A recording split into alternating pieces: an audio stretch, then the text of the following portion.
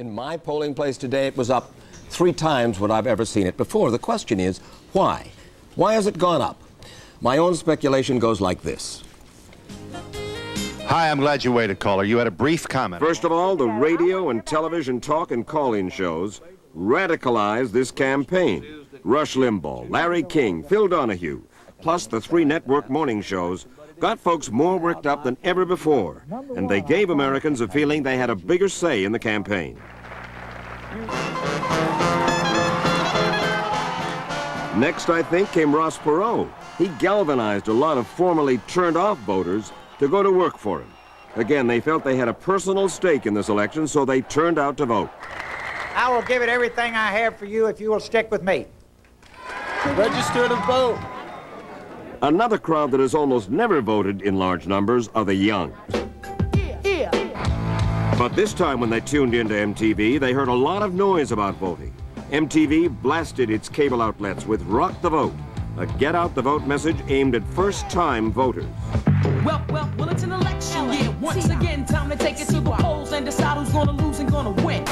Also on TV, non-voting Jews got a guilt trip from Jackie Mason. 1 million Jews aren't even registered, which means that Jews are not even concerned about the things that most concern the Jews. Are you starting to feel guilty? Even the Maidenform Underwear Company got into the Get Out the Vote Act. If you've got something to say, now's the time to get it off your chest. And finally, sensibly, it became a lot easier this time in a lot of places to register to vote.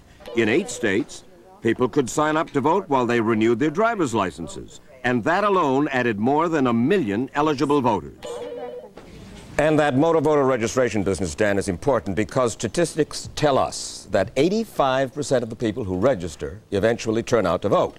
And Bill Clinton, by the way, if he's elected, is anxious to do something about that. He wants to make it even easier to vote so that folks can sign up, not just when they get a driver's license, when they get a fishing license, when they apply for unemployment or for welfare. In any case, they're turning out probably, I don't want to give a figure yet, but they are turning out in much bigger numbers. Finally, one more reason that folks turned out.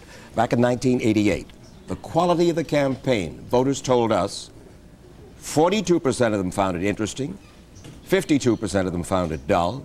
This year, 78% of the people found the campaign interesting or fascinating, and only 17% found it dull. I want to check one thing. When you said 85% of the registered voters turn out, you mean to say that the polls indicate that 85% of the newly registered voters usually turn out and go to the polls? 85% of the newly registered voters, and you know something, I'm not absolutely certain.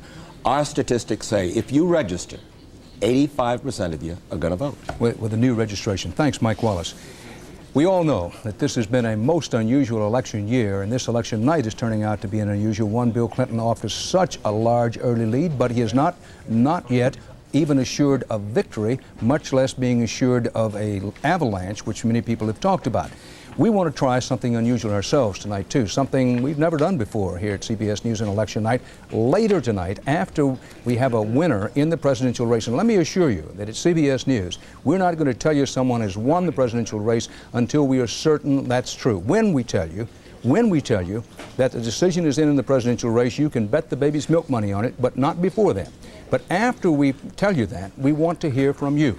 Now, the candidates are hearing from you right now at the ballot box. We want to hear from you on the telephone with your comments about the outcome of Campaign Night at you later on. Map looks like, pause for a second, because I want to bring you right up to date on the Electoral College totals. Bill Clinton is out to a very large lead. With 270 electoral votes needed to win, Clinton has 175, Bush 28. Be back with you in just a minute.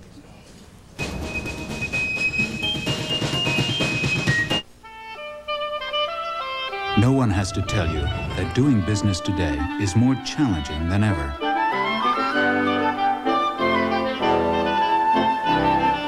But all over the world, one company is helping you meet those challenges head on,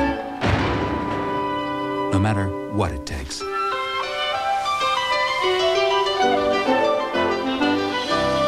New challenges, new thinking.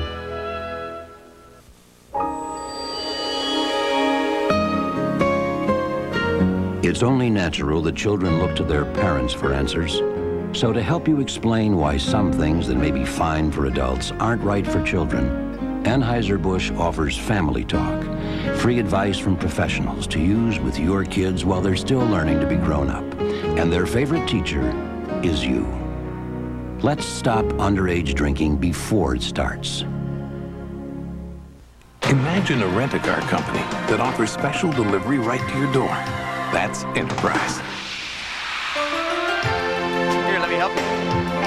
Enterprise, a special rent-a-car company that gives you special delivery.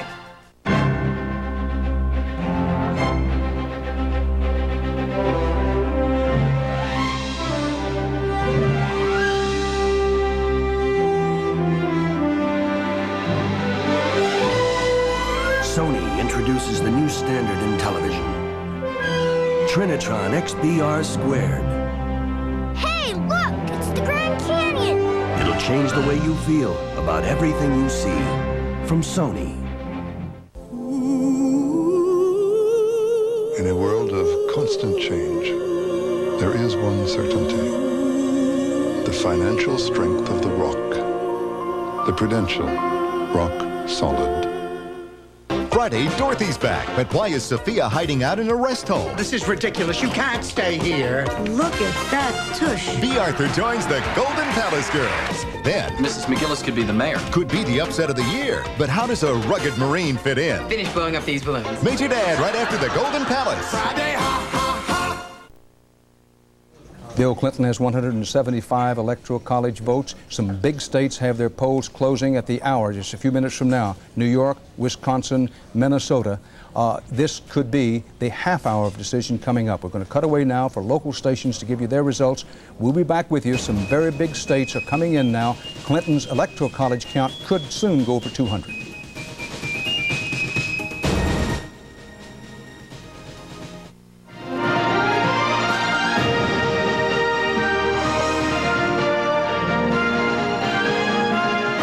Cleveland's own 24-hour newsroom, this is Election 92. Here are Tim Taylor and Denise Dufala. And good evening once again.